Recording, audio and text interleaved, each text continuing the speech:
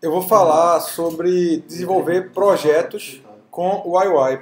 Porque assim, a gente viu a API básica com o Bruno, viu a introdução com o Zeno, mas uma dificuldade grande que o pessoal tem é como é que eu vou organizar meu projeto, meu site com a UI para ter a melhor performance de loading, para eu conseguir registrar um módulo externo. Como é que eu vou fazer isso? Aí eu vou fazer uns demozinhos aqui para a gente começar. Então, vou falar sobre desenvolver projetos com o UI 3. Seguinte, quando eu vou fazer uma configuração aqui, que é o seguinte, eu vou mover esse projeto aqui para cá e vou criar do zero. Iniciei um projetinho aqui, vou criar um folder src. Então, eu podia aqui utilizar o CDN, como o Bruno mostrou. Eu podia vir aqui e botar get started e usar esse CDN aqui. É legal, eu vou usar o CDN, não vou precisar configurar nada localmente, eu vou baixar o código todo remoto, eles já vão me dar um combo URL, que eu vou explicar o que é isso. Mas numa vida real, na verdade, não funciona assim. Num projeto meu, eu não gosto de usar CDN, eu gosto de ter o código que eu estou usando lá deployado e eu ter controle sobre o que eu estou fazendo. E eu poder estender isso com meus plugins. Então, eu não vou mostrar por aqui. Eu vou baixar o UI, eu vou na página Downloads do UI Library, eu venho aqui em Download o UI 3 e vou baixar a versão mais nova, que é a 3.6, certo? Quando eu baixar essa versão, ele vai me dar esse zip aqui, o UI 3.6 zip. Eu vou extrair ele aqui e essa pasta do zip, ela vai ter a pasta API, Builds, Docs, Release Notes e Test. A única coisa que eu preciso daqui é a pasta Build, que aqui estão todos os módulos que o UI tem, ó, aqui dentro. Então eu não quero nenhuma outra, eu vou copiar essa pasta e colar na minha pasta Source. Ou seja, já tenho tudo que eu preciso para trabalhar com UI sem precisar deles. Então eu vou abrir isso aqui no Sublime. Abrir isso aqui no Sublime e tenho tudo aqui. Então eu vou criar um primeiro HTML para a gente entender como se estrutura um projeto no UI. Criei o HTML.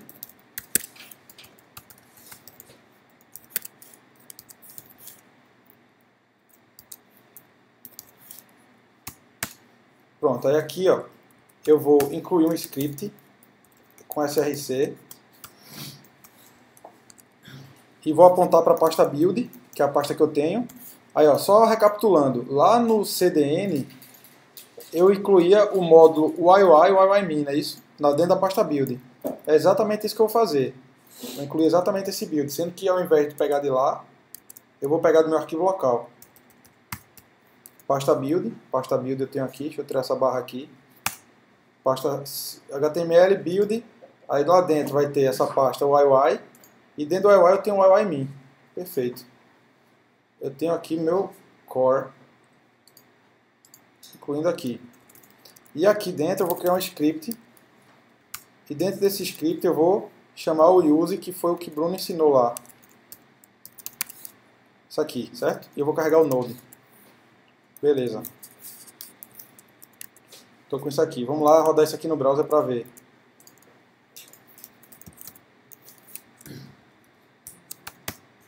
Vou abrir aqui Talks, Source, Basic UI. Vamos lá ver se ele carregou. Vou na aba Network, ó. Coisa pra caramba já veio, ó. Carreguei o meu UIMin. Se você ver de onde foi que eu carreguei do meu local. E dentro do UIMin, como eu disse que eu queria o Node, deixa eu tirar aqui antes. Deixa eu tirar aqui, eu não vou querer nada. Vou querer... É pequena.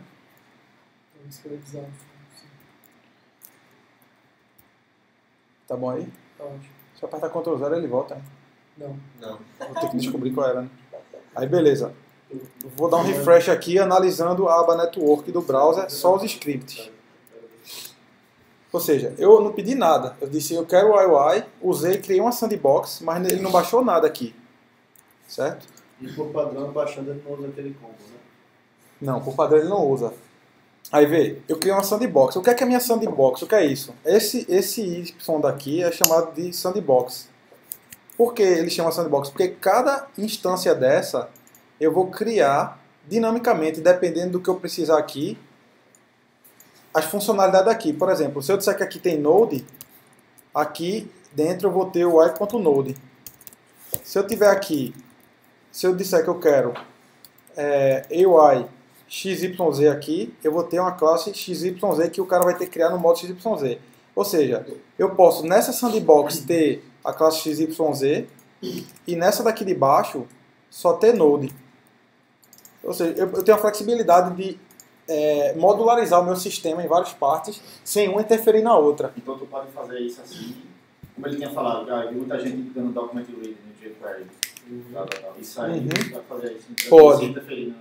Pode fazer. Isso não é bom, não é legal você estar usando muito o use, porque isso aqui, ele tem que calcular as dependências do Node. O que é que isso significa? Eu vou abrir um arquivo aqui, loader.js. Tem uma nova instância também. A nova instância, isso é lento. Porque quando eu abrir o loader.js, que é o cérebro do lazy loading do UI, se eu procurar lá embaixo, não precisa vocês estarem olhando para isso não, mas lá embaixo eu tenho um mapeamento de todos os módulos que o UI tem. Ó. Isso aqui é um mapeamento. Por exemplo, Node. Quando eu disser eu quero Node, ele vai usar Node Base, Node Event Delegate, Node isso, Node aquilo. Ou seja, ele começa a calcular internamente no use tudo que eu preciso. O que é que significa calcular tudo que eu preciso? Quando eu disser eu quero Node aqui, lembra que o request daqui não trouxe nada, só o UIMe. Como eu disse que eu queria o Node, eu vou dar um refresh aqui na página. Olha quantas coisas eles trouxeram agora por lazy loading. Ele trouxe o OOP, que é a parte que tem métodos para trabalhar com orientação a objeto em JavaScript, Event Custom, DOM Core, DOM Base, Seletor, Seletor Me, Node Core. Ele trouxe um monte de coisa que eu preciso. Ou seja, ele fez 20 requests por causa de uma Node. Certo? Ou seja, esses requests são lazy, eles não interferem o carregamento da página, porque eles acontecem assincronamente. Então ele não tem problema de ter 20 requests, mas 20 requests são 20 requests. Ele vai deixar a sua página lenta de todo jeito. Ele não vai deixar mais lento do que se você tivesse concatenado 157 KB de JavaScript num arquivo só e carregado no header. Isso vai bloquear a sua página por 157 KB de download. Quando você está usando o lazy, ele libera a sua página e carrega depois. Aí você ganha em tempo de pintura, a sua página aparece mais rápido, mas de certa forma você tem que baixar 20 outros arquivos. Aí isso é um problema para o UI, ou para qualquer outro projeto que utilize lazy loading, como o pessoal hoje em dia está usando Require.js e outros projetos que tu mostrou para carregamento assíncrono de módulos. Isso causa outros problemas na página, que é o excesso de request. Isso também não é bom, apesar de ser melhor do que carregar tudo de uma vez só. Então como é que corrigir isso? Como é que eu corrigiria aqui esse meu site aqui, que eu estou fazendo agora? Isso aqui é o site que eu estou fazendo agora. Isso é um site que eu estou criando.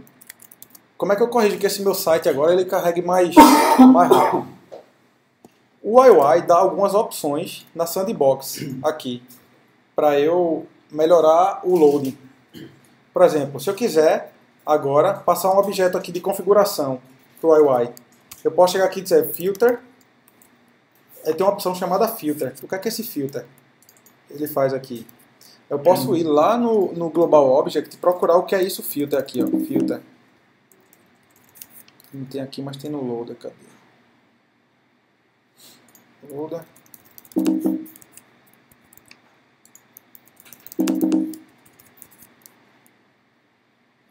Deixa eu abrir o API Docs. Deixa eu pegar.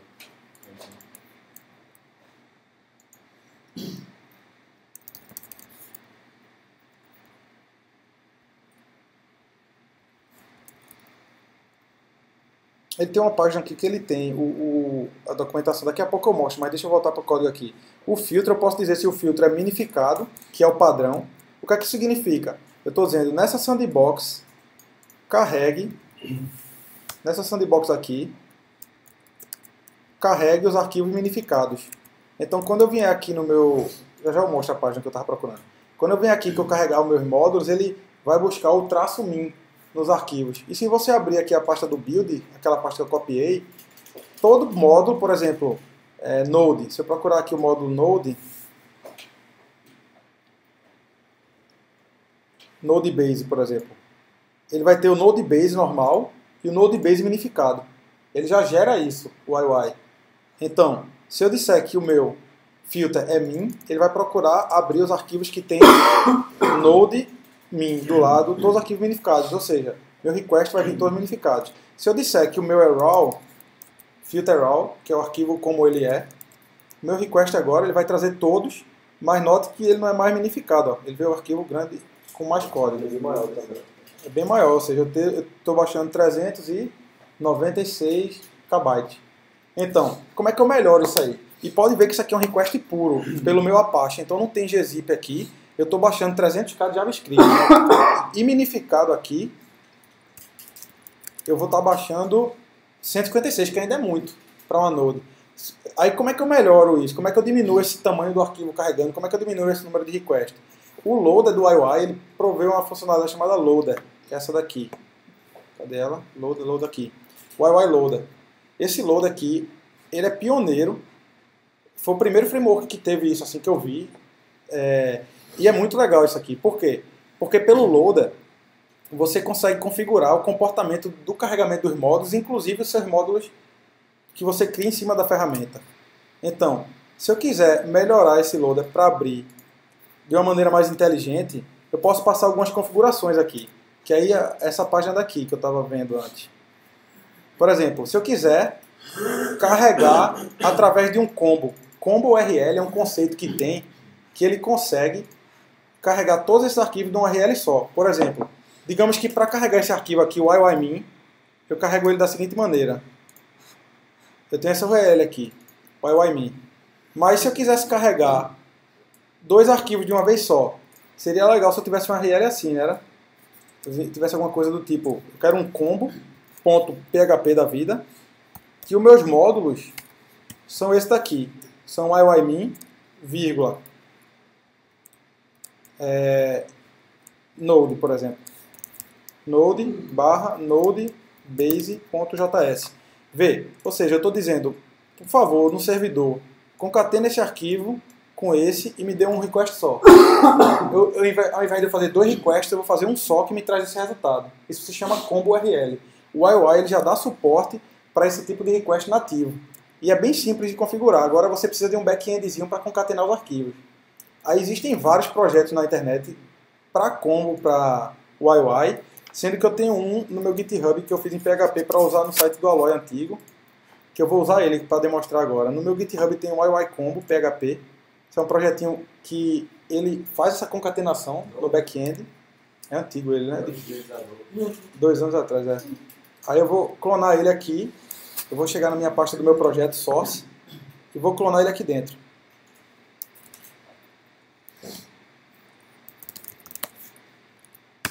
Vou clonar o IOI Combo aqui. E quais linguagens vai? Tem PHP, tem Python, tem Ruby e o IOI tem um que é no CDN deles. Porque ninguém sabe. E assim, como não é aberto. Aí no caso, mas é simples a lógica do IOI Combo. É você varrer aquelas URLs e concatenar. Dá pra fazer rapidinho usando o Ruby, por exemplo. PHP é um pouquinho mais chatinho, que é maior. Java também é chato, mas se você for fazer no Python... Exatamente. Só é varrer os parâmetros e concatenar na ordem. Só isso é um combo. Agora, se você quiser adicionar suporte a gzip, suporte a caching, que é o que esse meu tem, aí já melhora, que é para diminuir o tamanho do request. Aí, por exemplo, vamos lá, eu clonei aqui o IOI Combo. O que é que esse IOI Combo tem? Deixa eu minimizar aqui. Ou seja, meu site tá ruim. Por enquanto, meu site tá ruim e vai deixar a galera com raiva porque eu estou fazendo 20 requests aqui para baixar uma node. Então, como é que eu melhoraria isso, certo? Eu tenho um IOI Combo, que é um projeto separado aqui, e eu tenho as configurações dele que eu não quero nem olhar para esse PHP daqui, os settings dele eu não quero nem ver, porque ele já vem pré-configurado. Como é que eu configuro o meu loader para fazer isso? Eu tenho uma opção aqui, ó, Combine True. Eu vou passar só ela para o meu... Eu não preciso do filter min, porque o filter min é o padrão. Vou tirar ele daqui. Eu vou passar Combine True. Beleza, deixa eu dar um refresh na página e ver o que acontece. Eu não disse nada. Combine True, ele só fez um request e fez combo. Sendo que esse combo não é o meu. Ele está fazendo lá do CDN da Yahoo. Ele está pensando que eu estou querendo pegar do CDN da Yahoo. É massa isso. Mas se eu tiver um módulo local, ele não vai saber identificar meu módulo local no combo. Por isso que eu estou fazendo local. Então eu preciso de mais informação no meu Global Object. Eu vou passar o combo base, que é a URL que eu vou carregar meu combo. Teu combo precisa saber quais são as dependências para coordenar tudo. Meu Tipo, combo. Node, precisa de base, O YY calcula para você. O YY já calcula. Antes de mandar pro combo, ele já diz quais são as dependências. Isso. O seguinte, se eu tirar o combo aqui, a primeira coisa que o YY faz é, quem é Node? Quais são as dependências de Node? Aí ele vai pegar todo mundo de Node e ele vai injetar 20 requests com as dependências na ordem aqui, ó. E essas dependências estão dentro do UI que você baixa. Do loader.js. Se eu pegar isso aqui e disser combine, ele vai, ao invés dele injetar 20 scripts no header dinamicamente para fazer esse loading aqui, ele vai só gerar um URL bem grande para mim com os 20 listados por vírgula. Mas como é que ele sabe, antes de baixar o Node, como é que ele sabe quais são as dependências? Antes mesmo de baixar. Porque quando você diz use node, ele vai lá naquele loader, aí calcula aqui. Aí ele faz, esse precisa desse, esse precisa desse. Porque tem essa lógica, né? O loader.js faz isso. Ele sai destrinchando a sua dependência e gera um array de módulos, por exemplo. Esse loader.js faz parte daquele YY. Entendesse? Aí beleza, aí eu disse combine true, sendo que a gente viu que o combine true não é suficiente, que ele tenta pegar CDN. Aí eu vou dizer combo base, beleza. Como é que eu vou fazer agora aqui? Eu tenho o URL, o YY combo, né, no mesmo nível daqui, que é a minha pasta, o YY combo. Dentro do YY combo eu tenho o combo.php. Beleza, isso aqui é meu combo URL, combo base. Vamos lá, vou dar um refresh para ver o que vai acontecer. Combo, response não veio vazio. Por quê? Porque ele está dizendo aqui, ó, combo PHP, e ele está tentando usar o root como 3.6, que nem o CDN faz. Mas meu root não é 3.6, meu root é vazio. O que é root? Essa configuração, root aqui, ó. Aí, ó, aí você tem que ler a documentação do loader para ir aprendendo isso. Mas, ou seja, meu root é vazio, eu só tenho uma pasta build. Quando eu der o refresh agora, no meu combo aqui, ele gerou um URL seguinte, ó, combo PHP, OOP min, continua vazio. Por quê? Porque ele esqueceu de botar o build. Porque lembra que eu tenho uma pasta build antes de concatenar o nome do módulo com o nome do JS. Eu tenho uma pasta build antes dela. Então meu root é o build. Então vamos lá. Estou configurando aqui o... Faltou o barra. Beleza. Acabou o barra aqui. Ele gerou agora e trouxe... Ele trouxe combo build... Beleza, mas tem um problema. O combo PHP, ele está dentro de uma pasta que eu tenho que voltar uma para achar ele. Então eu tenho que fazer assim. Porque o combo PHP, o build não é no mesmo nível dele aqui.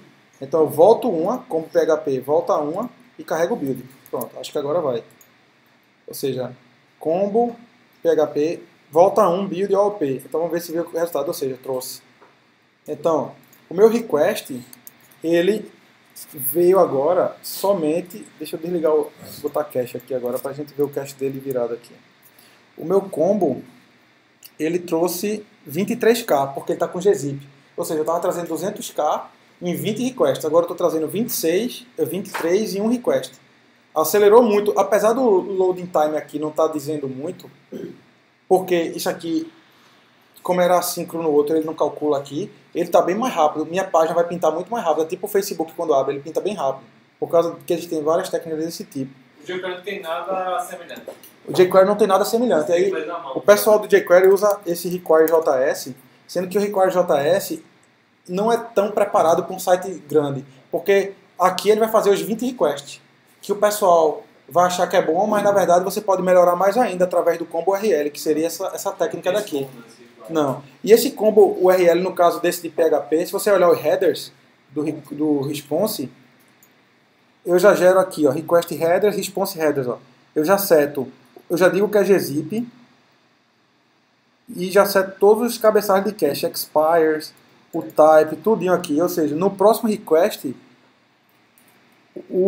cadê o itags? Porque o itags, o meu Apache não está com o itags ativado, mas se tivesse, o meu combo sabe que já está no cache, aí joga o itags, todas as regras de performance na web, esse combo PHP já seguiria.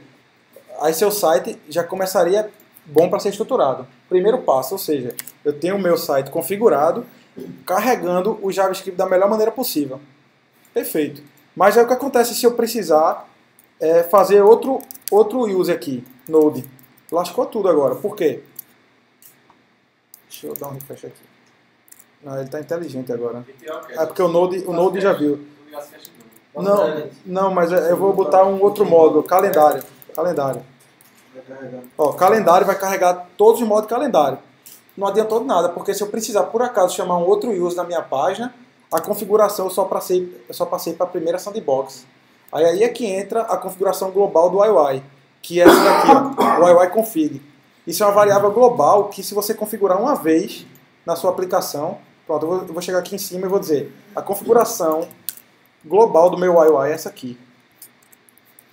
Isso aqui é legal que só, porque você pode mapear os seus módulos aqui e vai dizer o seguinte, todas as minhas sandboxes respeitem isso aqui.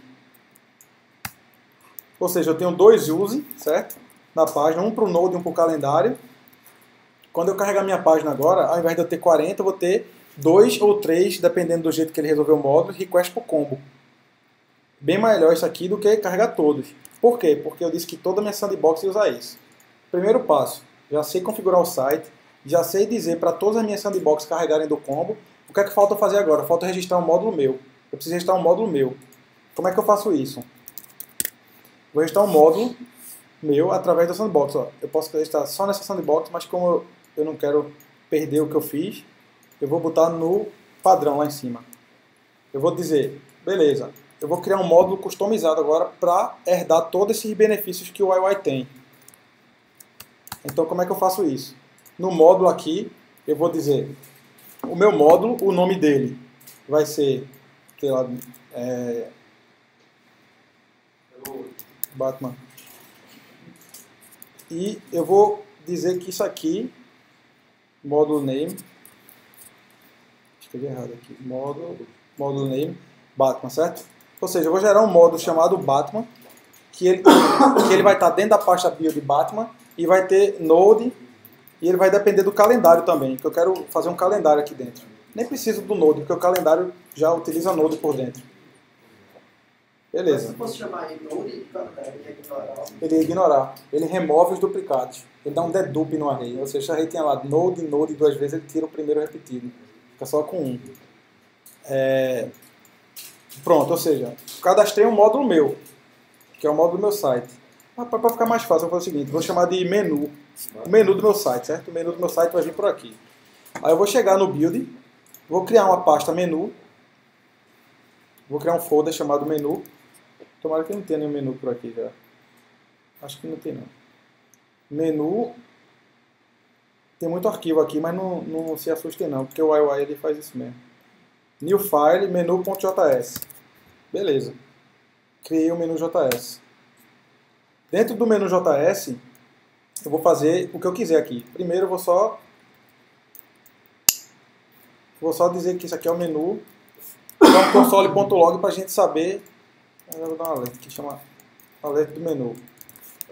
Como o teu filtro tá ruim, tem que criar um menu. Não vai precisar, porque o full path daqui eu especifiquei que era esse. Se eu não especificar o full path, aí ele vai tentar adivinhar. Menu é o módulo menu, que é esse daqui. Cadê? Menu, é esse daqui. E vai tentar herdar a configuração do filtro, tudo, e vai procurar o menu min. Mas eu estou dizendo que o full path é esse, por enquanto. E nesse caso, ele daria pau porque tu não está adicionando o módulo lá. Ainda não. Eu só quero, o que eu estou herdando aqui do YY é só a sincronidade do load, é só o lazy loading. Eu quero criar um menu que eu possa carregar ele herdando todos os benefícios do YY, certo? Então aqui eu não estou usando nada, na verdade, está asterisco aqui. Eu cadastrei o menu, mas não estou usando ele e ele está herdando todo o loading. Aí eu vou na página agora, vou dar um refresh. Beleza? Não aconteceu nada. Se eu disser eu quero usar o menu e dar um refresh, ele carregou o menu JS aqui, certo? E já deu o alerta que eu fiz aqui, certo? Aí vamos configurar mais ele para ele ir melhorando. Aí digamos que esse meu menu eu queira fazer uma classezinha chamada menu. Eu podia chegar aqui, já que ele executou meu alerta, ele executaria qualquer outro código em JavaScript. Sendo que eu preciso registrar na sandbox o menu que eu estou fazendo. O que é a sandbox? Esse Y aqui, novamente. Então, para eu configurar isso na sandbox, eu tenho que dar um UI.add e dizer meu módulo é menu, minha function é essa daqui, a versão que eu estou usando qualquer coisa que eu botar aqui e o requires é esse. Se eu não me engano, a sintaxe é assim. Deixa eu filar daqui. Loader function, loader function, versão e use. Pronto, isso aqui que eu quero filar. Pronto, aí aqui eu vou dizer isso aqui. A versão é a versão do seu módulo, tá? Não é a versão da galera dele. Aí o que é que eu fiz aqui, certo? Eu fiz o seguinte. Eu estou criando um módulo.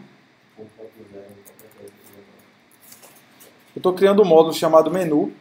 E eu só quero que ele dependa do... Deixa eu melhorar isso aqui. O menu não tem nada a ver com calendário, então eu vou querer só Node mesmo. Só vou querer que meu módulo dependa da Node. E aqui eu mapeio de novo. Por que eu estou fazendo isso aqui? Eu estou fazendo esse espalhafato de código aqui porque eu preciso registrar um módulo, se eu quiser, que eu tenha acesso ao i. Porque a partir de agora aqui eu vou poder fazer o que eu quiser com isso aqui. Eu vou dizer menu igual ao meu objeto aqui que eu quiser, certo? Posso fazer isso. Se eu não fizer isso aqui, eu vou mostrar a diferença. Carreguei o menu, na sandbox aqui eu vou dar um console.log a .menu. Certo? Então, ó, aqui eu imprimi meu objeto menu. Se eu tirar esse registro aqui, que é o UI.add, para registrar meu módulo menu, ele vai dar erro. Por quê? Ele não encontra o Y. Como é que eu ia ter uma sandbox disponível se eu não registrasse? Então o UI é um artifício do UI, que ele cria esse add aqui para registrar um módulo e a partir daí eu ter acesso à sandbox. Mas eu tenho acesso ao UI, poderia ter notificado diretamente. Né? Pode, mas o problema é isso aqui, ó. Digamos que eu não tenho isso aqui. Vai dar pau. Mas eu tenho acesso aqui ao objeto UI. Sendo que o objeto UI não é uma sandbox. Ele é um construtor de sandbox. Então você não pode registrar nada nele, entendeu? Entendeu essa diferença? Você quebraria ele, né? Assim, em alguma parte, né? Porque você pode injetar no objeto, mas, sei lá, pode quebrar depois. Isso. Se eu fizer aqui, ó, já que eu tenho acesso ao UI, fizer assim, UI.menu, isso aqui não adiantou de nada, porque se eu disser um user aqui, se eu disser o user aqui, ele existe, o UI.menu existe. Sendo que não é a sandbox, não é a mesma coisa de eu disser UI.use, menu, e passar uma função aqui. Se eu passar uma função daqui, ó, e tentar descobrir se tem menu, ele não vai ter.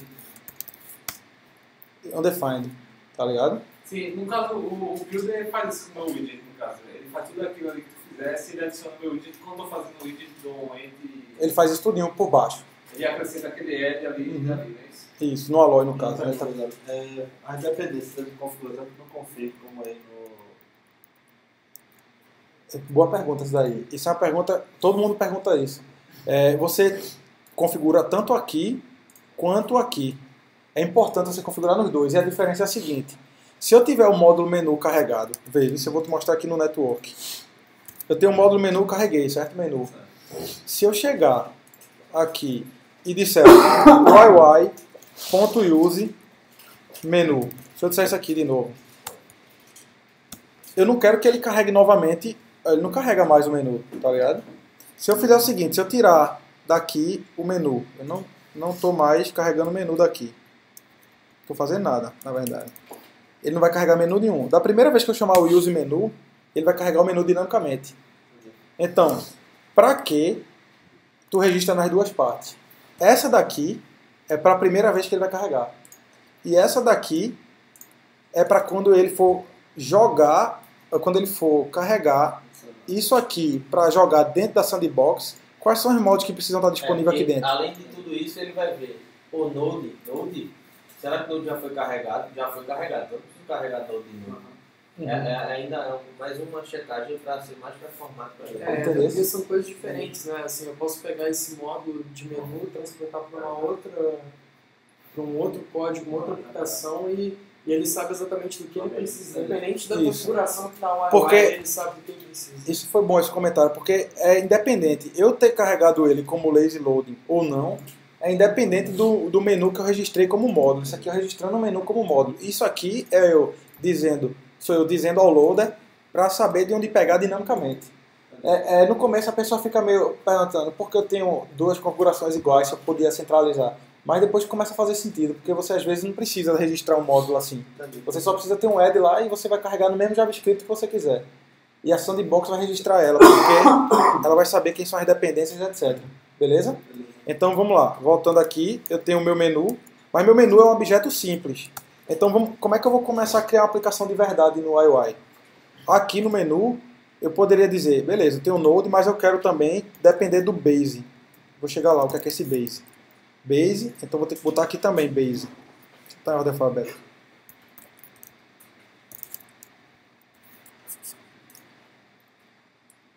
É não tão perigoso, você pode esquecer de botar nos dois. Pode esquecer. Aí se você esquecer de botar nos dois, algum dos dois pode ser que quebre, se nenhum módulo que está sendo usado na sandbox não tiver junto. Mas Node, como é uma coisa tão comum, é capaz dele ter.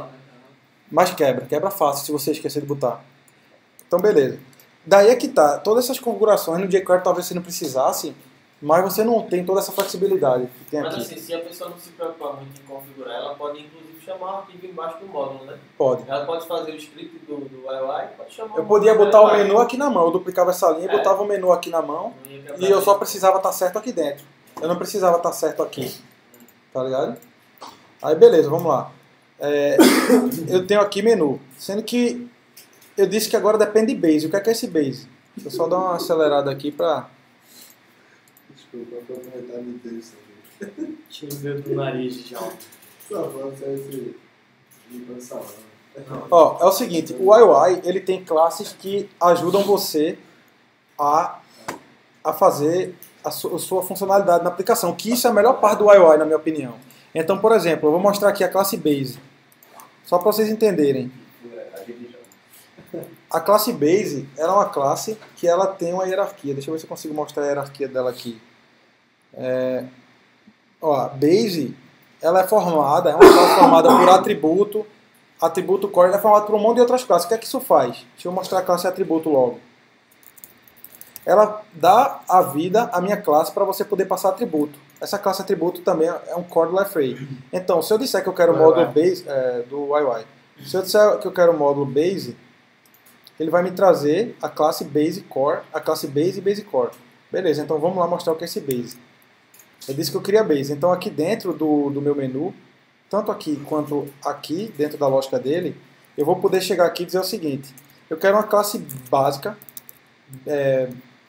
Basic Class. Eu vou criar uma classe básica do UI, que é um i.base. O que é isso aqui, Basic Class? Eu estou criando uma classe que ela tem suporte a passar alguns atributos aqui. Aí eu vou começar a mostrar como é que faz isso. Então, se eu fizer isso aqui, dar um console.log no meu Basic Class, quando eu der um refresh aqui, ó, eu vou ter uma classe criada que ela é criada em cima de Base. Para que serve isso? Eu vou começar a mostrar. O Base Class em si não faz nada.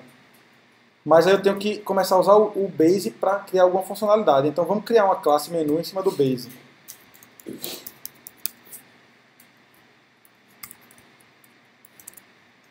Certo? Esse aqui eu botei esse atalho aqui para a gente criar. E onde tiver My Class, eu vou chamar de Base Class. Ou Base Class não, de menu. Menu, ou seja, o que é isso aqui? Estou criando uma classe menu, que é uma função, que ela vai chamar o construtor. Estou criando o menu aqui, é o name da sua classe. E isso aqui é massa, véio, no UI, que é uma coisa que se repete em todo canto do UI, mas esse é ATTRS. Você consegue registrar atributos. Menu, digamos que o menu, você quer definir a cor do menu, color. E qual é o valor da cor padrão? O valor da cor padrão é vermelho. Beleza. Onde eu encontro esse pedaço de código aí que você pegou? Esse pedaço de código você encontra aqui, ó, no Base Class. Base. Quando você entrar na classe Base, se eu vier aqui em UI, Infrastructure, e entrar em Base, aí ele tem esse pedacinho explicando aqui de código como é que faz. O ideal é sempre quando for criar um módulo, isso é um módulo, né? Isso. Sempre que eu estiver Aqui, criando ó. um módulo, eu uso Base como um padrão. Aí eu vou explicar a diferença. O Base é para uma funcionalidade simples, que, por exemplo, uma funcionalidade simples, o que é que eu fiz aqui? Eu criei um menu, uma classe menu, que eu estou chamando o construtor, o superclass dele, que é padrão isso aqui, para ele poder inicializar o Base. E eu estou dizendo que menu estende de Base, como se fosse Java mesmo. Para quem sabe Java é parecido. E o menu tem o método 1 aqui. Esse método 1 do menu vai fazer alguma coisa. Pronto. Eu criei o menu, tem o método 1, e ele estende de Base Por que ele estende de base? Eu só estendi de base para ele poder ter essas coisas de atributo aqui. E aqui dentro, eu vou ainda fazer o seguinte, ó. Eu vou dizer this.get color. Estou pegando o atributo do meu widget. Quando eu chamar o método 1, ele vai pegar a cor do widget, certo? Ficou claro essa criação de classe aqui? Parece ser um bicho de 7 cabeças, mas como isso se repete sempre no UI, você acaba decorando isso aí. É sempre assim, tanto para criar widget, base, só vai aumentando. Beleza, criei aqui o menu. Agora minha classe menu é privada. Eu vou ter que expor ela. Eu vou dizer que o objeto dentro do sandbox menu é igual ao meu menu. Pronto. Só para deixar claro uma coisa, não sei se todo mundo tem uma base sólida de orientação a objeto, mas o extend é estender algum objeto que já exista e eu consigo pegar as configurações dele, as propriedades dele, e aí começar a montar coisas em cima. Basicamente isso. Exato. E assim, você tem assim, zilhões de formas para fazer módulos com jQuery, com os plugins, do jeito que vocês quiserem chamar. E você tem algumas formas também para fazer com o UI. A diferença assim, é que as formas que você tem para fazer com o UI, elas são sólidas e com certeza vão ser compatíveis com o UI inteiro. Então assim, essa forma ela é muito básica, mas a partir daí você faz qualquer coisa com o seu módulo. Então assim, você não precisa procurar a melhor forma de fazer um módulo no UI como tem 200 milhões. Inclusive tem até o boilerplate que o fez aí, que é mais uma forma de você fazer um plugin com jQuery no celular. Aí, por exemplo, esse UI.extend aqui, ele é um método do core do UI, que quem quiser for mais curioso, vai lá na API Docs e cola aqui. Cadê a API Docs? Toda vez eu estou fechando ela, né? Aqui. O que é esse método extend? Se eu botar aqui no search, ele tem um autocomplete massa aqui, ó, class extend, eu sei, que ele mostra tudo, ó. Aí como é que usa esse extend, tem a documentação, o que ele precisa, só ir aqui e ler. Já pega um exemplo legal ali de orientação a objeto, já. O que é uma ave, o que é um frango. Exato. Aí vamos lá. Eu criei um menu e eu expus ele aqui. Para que eu expus ele aqui? Para na minha sandbox ele estar acessível aqui, ó. Porque é como se fosse uma ponte. Esse Y aqui é como se fosse uma ponte. Desse meu pedaço de código daqui, ele registra e eu tenho acesso aqui.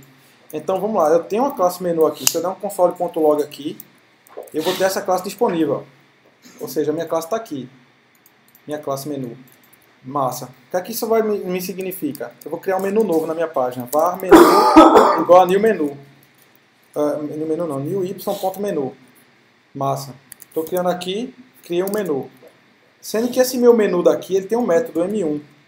Que eu criei lá. Esse método M1 aqui, ó. E ele dá um console.log M1 e pega a cor que eu setei no atributo. Então ele vai dizer aqui, ó, vermelho. Beleza? Mas aí, vê que legal isso aqui. Eu vou modificar os valores padrão do meu construtor. Eu vou dizer que é blue agora. Aí ele vai modificar. E o legal é que você pode ainda estender essa lógica. Eu posso chegar aqui e dizer, o setter desse meu atributo, ele vai me garantir que essa cor é um string. Ele vai dar um toString no valor aqui. Você pode fazer lógicas customizadas, ou seja, se o cara chegar aqui... Aí não cabe não, né? É melhor o setter. Podia ser um validator, mas o setter você pode tratar o que você quer que chegue no atributo.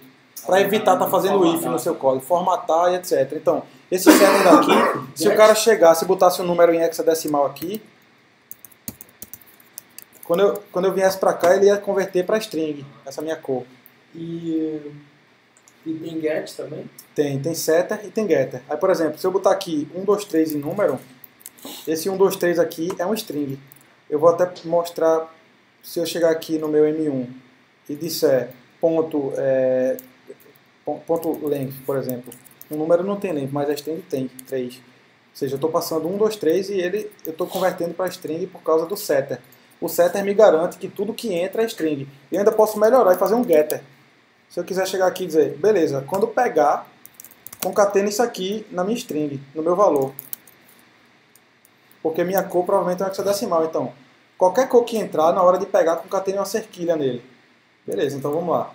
Se eu chegar aqui e disser que minha cor padrão é FF0, quando eu pegar ela, ele vai estar concatenando ele vai estar concatenando a cerquilha. Vê como o negócio é simples. Eu estou criando uma classe que eu tenho um atributo que eu defino o setter, o getter, e ainda posso definir um validator, defino um valor padrão e ele já se vira por dentro de misturar tudo e me dá o valor que eu quero mastigado para fazer minha lógica. Você ainda ganha de brinde eventos para esses atributos. Exatamente, aí eu vou chegar aí agora. Vê que coisa legal. Eu estou aqui, disse que a cor é esse, o getter e o setter é esse, minha classe menu está aí.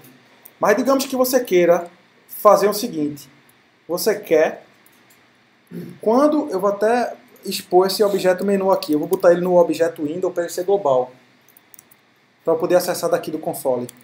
Eu vou chegar ao seguinte, eu vou dizer menu.on, lembra dos eventos que Bruno mostrou, on click, on não sei o que, toda classe base, ela, para cada atributo, ela tem um evento change. Aí eu vou chegar aqui e dizer onColor change, dispara essa função e o payload do meu evento é esse aqui.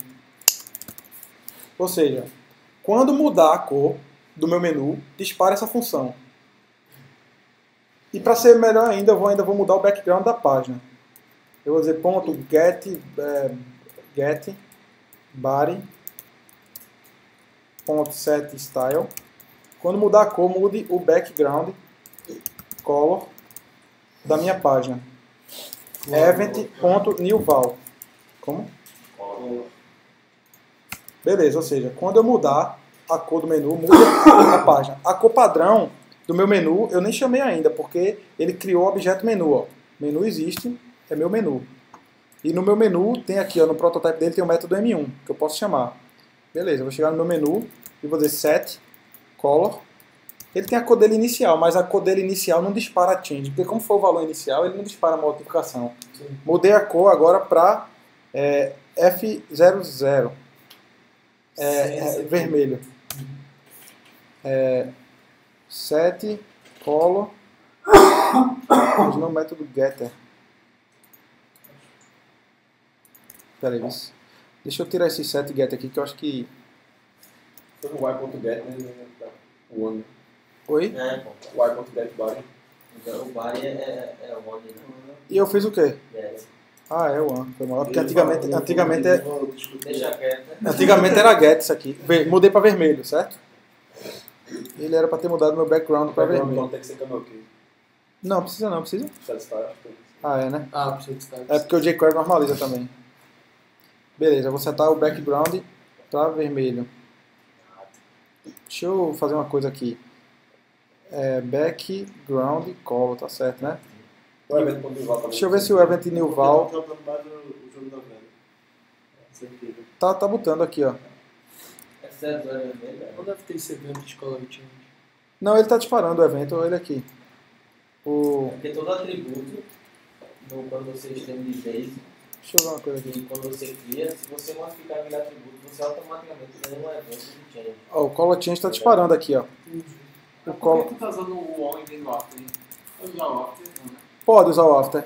O after é até melhor, na verdade, nesse caso, porque ele garante que Foi mudado, né? foi mudado. Você pode, Porque além o validator poderia travar isso, né? Dar um prevent de fundo. É, Shock propagate. Qual a diferença? Não sei não. eu vou mostrar a diferença. depois que acontecer a modificação do atributo, ele dispara esse Deixa eu evento. setar uma cor de gente aqui, FF0000. Isso aqui era pra FF0000. Set style. Tudo Muito tá bom. comentado no style. Agora. Ou seja, se eu mudar a cor, vou botar rosa. Aí, ó, se eu mudar a cor, ele muda do body também. Aí vê que legal, tu pode fazer, tu pode criar listeners para os valores de um atributo de um widget e modificar outras coisas por ele a partir desses eventos que tem aí. E você pode também, deixa eu mudar isso aqui. Agora, uma coisa é o seguinte, antes disso, o meu menu, ele é, esse meu menu, ele é um base, mas o base, por padrão, ele não tem uma node para eu poder concatenar. Ou seja, eu tenho uma classe menu que é praticamente uma funcionalidade. Eu estou mudando o background, mas eu não estou jogando ele na DOM. Porque a classe base ela não tem isso, mas para isso tem uma classe chamada widget. Então se eu disser aqui que o meu plugin ele precisa do widget, que eu vou mostrar o que é o widget, e aqui em vez de base é o widget é uma classe que estende base, então ele é um base melhorado, que ele adiciona uma série de coisas para o meu widget. Então eu vou dizer que isso aqui estende o widget agora, ó. Certo? Quando eu for usar ele aqui sem chamar nada, ele continua fazendo a lógica de antes. Mas se eu disser menu.render, o widget tem uma fase de renderização. Então se eu for em elementos aqui e for dar um ponto render, ele criou uma div aqui, já no padrãozinho do Liferay, que tem aqui, ó, bounding box e content box. Desculpa, do UI. Ele tem bounding box e content box aqui. Por que isso? Porque eu vou chegar aqui no meu widget. O que é bounding box e o que é content box? É o seguinte, o bounding box, se você for no site do UI e procurar aqui examples e o widget, se você abrir o W3C, o W3C é a documentação de Node. Toda Node, um div, por exemplo, ele é formado pelo bounding box e o content box na DOM. Que, por exemplo, quando você aplica uma borda, ele aplica no content box. Se você aplicar, um padding, ele aplica no content box. Uma borda, ele vai do bounding box para fora. O bounding box é mais para os boundaries da node de evento. Aí, por causa dessa especificação da W3C, o UI seguiu a nomenclatura bounding box, que é uma node mais de fora. Então, se você olhar isso aqui, tem uma node mais fora, que é o bounding box, e o content box é o de dentro. Por que ele faz isso? Para facilitar a vida do desenvolvedor já. Porque aqui, ó, na tua chamada, tu pode dizer o seguinte: o bounding box do meu widget vai ser, o conteúdo dele vai ser menu. Vai escrever isso aqui. Então, quando tu renderizar o menu, o bounding box dele vai ser...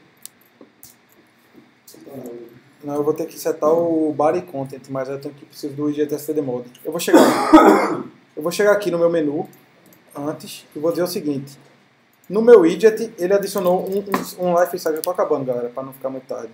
Ele adicionou um método chamado renderY. Quando eu chamar o render, ele vai disparar esse renderY, que é parte do life cycle do UI. Ou seja, renderY. Eu vou mostrar.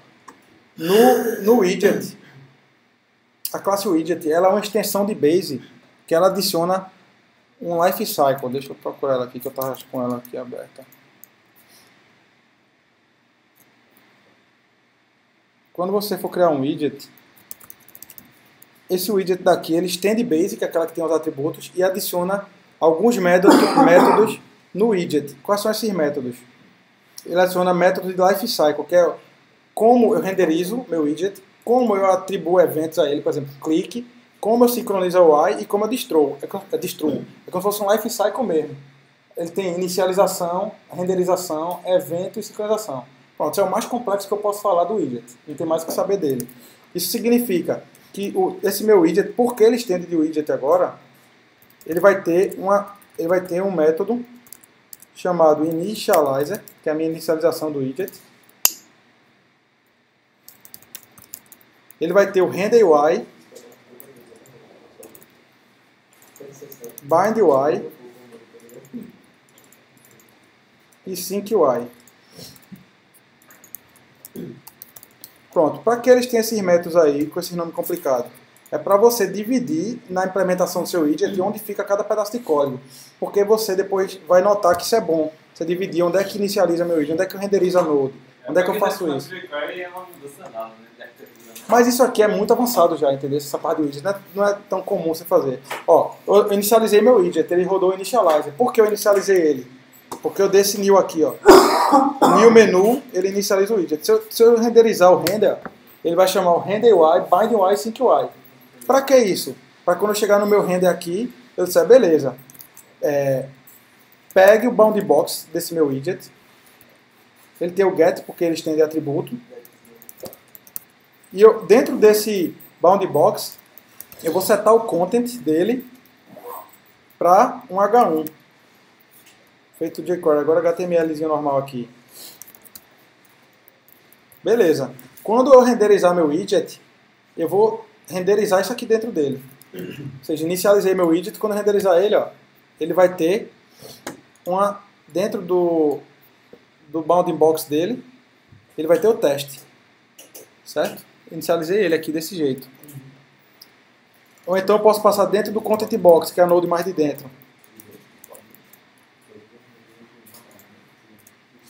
Pronto, ou seja, eu estou criando um widgetzinho e dentro desse meu widget eu tenho o bounding box, o content box e ainda adicionei uma node em fase de renderização. Aí eu vou dizer, beleza, essa node aqui eu vou chamar de H1. No bind, eu vou pegar o H1 que eu criei e vou dizer, quando clicar nele, dispare um método daqui de dentro. Para simplificar, vou botar uma funçãozinha simples. Ou seja, criei no bind, ou seja, na hora de bind é a hora que eu vou criar os eventos. Dentro do meu H1, quando eu clicar nele, faça esse console.log. Beleza, vou dar aqui o render, cliquei, ele está ali disparando o clique. E eu tenho minhas fases separadas. Renderiza na hora de renderizar, dá o bind na hora de dar o bind, sincroniza na hora de sincronizar e etc. E além disso, eu ainda tenho o meu menu aqui. Ao invés agora desse evento mudar do body, eu vou fazer o seguinte, this.get bounding box. Eu vou mudar o background do bounding box e não da página principal. Isso aqui não precisa se assustar que seja meio complicado essa parte não, porque isso aqui você depois pega o jeito. Mas talvez eu criei uma classe menu com widget que eu dividi o lifecycle dele. Muito foda. E dentro do lifecycle eu pude dividir o que eu preciso. Isso é legal, quando tu estender menu, tu pode estender só o bind phase dele. Não precisa estender a fase de renderização, entendeu? Então assim... Mas assim, você pode atachar eventos de qualquer parte do seu módulo, né? É só um padrão exatamente. Que você deve seguir, porque é a melhor maneira de... Esse aqui, ó, esse dis.1 aqui, eu podia fazer de qualquer fase dele aqui, contanto que fosse depois da criação do H1. Mas eu faço do bind para ficar mais organizado. Eu tô com uma dúvida sobre o SyncUI, como que eu uso ele? Esse SyncUI é o seguinte, muita gente nem usa ele, que acha muito complicado, sem necessidade, mas, por exemplo, digamos que, lembra que eu tenho uma cor padrão, mas o meu widget, quando eu inicializo ele está sem cor nenhuma. Então, esse SyncUI, um exemplo perfeito dele seria o seguinte, no meu H1, quando começar, sete o style dele, os comandos de default. eu vou sincronizar minha UI, ou seja, qual é a minha cor padrão? No SyncUI é para isso. Como ele faz parte do lifecycle, eu vou inicializar minha node com a cor padrão. Ou seja, se eu renderizei aqui, ele já vai inicializar com vermelho. Ele sincronizou minha node com informações persistidas nos atributos. Entendeu? Então, basicamente, se você quiser voltar, por exemplo, para o default, você roda um SyncUI e ele isso. Por exemplo, se eu chegar aqui e externamente, fora da minha API, chegar é pra galera não chegar e injetar um monte de coisa no Initializer, isso. por exemplo. Exatamente. É para dividir. Mas tem uma função também. Por exemplo, alguma coisa externa modificou para essa cor, meu background. Sendo que tu sabe que tu não modificou a instância tu não modificou a cor persistida. Então, se tu der um SyncUI, ele volta para o original. Entendeu? É só para tu ter uma área de sincronize o meu UI com os valores padrão persistidos nos atributos. Entendeu? Sempre que um atributo mudar, eu vou ter que fazer um after e dar um sync, não é isso? Isso. Hoje automaticamente. Toda vez que eu mudo o atributo, ele automaticamente chama o SyncUI e eu tenho que normalmente fazer after. Você pode fazer que o sync sincronize todos os seus atributos. Mas aqui mesmo, ó, por exemplo, SyncUI. Tu não definiu o SyncUI bem definido dele. Então no teu código aqui, tu não precisa mais fazer essa lógica. No after color change, eu vou tirei. Quando mudar a cor, ele não vai fazer nada. Ó. Eu mudei a cor do menu, renderizei ele e mudei a cor. Ele não está fazendo nada, né? Até porque essa é a mesma cor, mas não fez nada. Mas sendo que como você sabe que o seu SyncUI está bem definido, você pode dizer, toda vez que mudar a cor, ressincroniza a UI. É você mesmo que chama sempre. Não é, o UI só chama uma vez, que é a inicialização. O resto é você que é responsável por chamar. Assim, isso, você chama na hora que você quiser. Ele só chama uma vez quando o lifecycle dispara, que é no render. E ó, agora quando eu seto a cor, ele já chama para mim. Porque eu sei que meu SyncUI está bem definido, baseado nos modelos persistidos no atributo. Ficou claro essa parte? Aí assim, é meio complicadinho mesmo. No começo eu também me confundi e tal, mas depois que você faz umas 2 vezes o primeiro widget, o resto é igual. Você vai copiar e colar. Aí isso aqui é como você cria um módulo básico, cria uma classe, ó, o código já está crescendo, eu estou criando um menu todo organizado. Quando eu fui fazer o jQuery, quando eu fiz o jQuery, eu fiz um plugin para o jQuery e um para o UI. Senti bem essa diferença. Assim. E um é muito mais bem arquitetado. Você precisa demorar mais para estudar o UI, ao mesmo tempo você já segue um padrão que você já está salvo de um monte de coisa. O jQuery você pode fazer um monte de porcaria lá, sem estar ligado, né? E essas coisas daqui você só nota que é bom organizar assim quando você começa a estender sua classe, a botar dependência, quando a sua etc. aplicação começa a crescer, você vê que as coisas vão ficando no lugar. Uma coisa só para tu mostrar aí, pessoal, que em momento algum tu usou um markup, mas tu poderia deixar o teu menu e atrelar teu porque isso é muito avançado. Não, mas só para tu mostrar que tu poderia criar uma div aí. Deixa eu fazer então. Deixa eu fazer aqui. Eu vou fazer o seguinte, eu vou criar uma div. Essa minha div vai ter um class chamado XYZ e eu vou dizer que o ID dele é bounding box, certo? Pronto, aí se eu disser que no meu menu eu quero usar o bounding box XYZ BB, se eu quiser usar o meu BB aqui, com minha classe XYZ eu vou usar uma node customizada. Então, assim, você pega seu módulo e já atribui a uma node qualquer. Isso, aí ele não vai apendar nada novo no meu body, porque ele vai procurar a node XYZ e quando eu renderizar meu widget, olha ela ali, tem nada dentro dela, mas no render, ó, ela aumentou meu widget com o UI menu, o UI widget e dentro o tudo que eu precisava e manteve meu XYZ. Porque você pode ter partes independentes da sua aplicação e aí você renderiza, você muda o lifecycle, você faz o que quiser. Isso aqui é bom para Progressive Enhancement, porque como é lazy loading, o meu JavaScript vai demorar alguns milissegundos para vir. Então o usuário, digamos que o meu XYZ fosse isso aqui, ó. Por exemplo, um exemplo bom é esse aqui. XYZ. Eu disse que meu XYZ, o background não, vou dizer que o background dele mesmo. Legal, não, vou dizer que a cor dele é rosa. Rosa não, diz uma cor boa aí. Pink não, green. Certo? Eu disse que era green. Eu gosto de rosa, pô. Tô vendo. E ainda melhor, eu vou fazer o seguinte, eu ainda vou criar um bounding box aqui, o content box, e eu vou ter um conteúdo dentro dele aqui. Pronto, por quê? Porque quando eu iniciar ele vai ter já esse conteúdo aqui dentro, certo? E eu disse que o color, por que ele não ficou verde aqui? Ah, não precisa de aspa não aqui não. Ou seja, ele é verde. Então, mas vê, meu JavaScript ele demora um tempo para vir. Se eu fosse esperar renderizar no loading, vê a diferença. Eu vou mostrar agora a diferença. Eu vou renderizar meu menu logo quando a página carregar. E eu não vou ter isso aqui. Deixa eu só fazer uma coisa aqui. O content box aqui eu vou chamar de testando conteúdo, certo? O meu widget padrão não tem content box, só tem um bounding box. Viu que ele demorou um tempinho para ele carregar? Uhum. Se eu disser que o meu bounding box é esse, o meu content box é esse, daqui ele vai saber que isso é isso aqui. Então quando eu carregar, viu que já tinha, porque é conteúdo aqui, né? Você acha que já estava node faz tempo aí. E ainda eu posso melhorar mais ainda isso aqui. Eu posso dizer que o background color era vermelho. Então, ó, tu nem percebe que o negócio está vindo. Então, se por acaso o teu browser não tiver JavaScript, tu pelo menos vai ver o conteúdo da coisa que está na página. Então, para esse tipo de Progressive Enhancement aí, ele é legal também. Beleza? Uma coisa que eu queria mostrar... Se no markup tivesse outro conteúdo, você acha que eu limparia... Se no markup tivesse outro conteúdo... Além do content box, por exemplo. Não, ele vai deixar lá. Se eu tivesse esse texto aqui, ele vai deixar os dois lá. Ele não limpa, não. Só muda dentro do content box. Só muda dentro do content box. A não ser que você, no seu render, você diga o seguinte. No seu render, você pode fazer o que você quiser, né? Então, no seu render, você vai dizer... A dúvida do padrão. Você vai dizer que o bounding box, tudo que tiver no bounding box, você vai dar um empty. Você zerou a node. Então, se por acaso no seu se tivesse isso aí, você